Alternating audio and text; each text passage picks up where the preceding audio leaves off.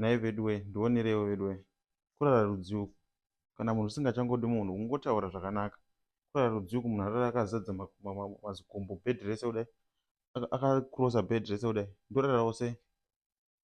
Kana munhu asingachadi munhu anongotaurawo zvakanaka Veduwe. Ndazvikonewa ndorara paye. Ndorara sei papa? Ndasundwa, ndanditomboripo pabhedhi apa ndikakaiwa kaiwa ndikabva. Ndoita zvokudini? Ndodii? Kutorara hangu kukauchi. But hazvina kumbonaka zvinhu zvakadai. Hazvina kumbonaka izvi.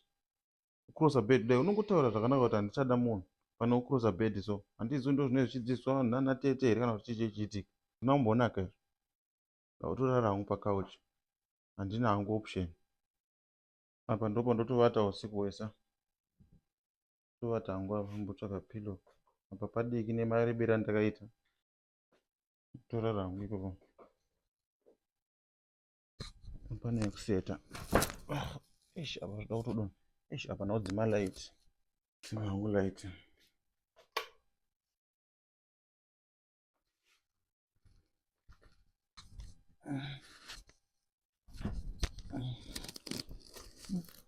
Oma.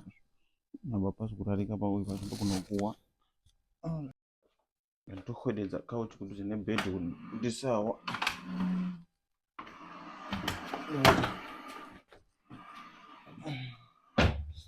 Oh shit. Zvakaoma ndakutovata. Ndinozwa ndikamuguma ipapo ndikamuguma dai ndomukaire hondo.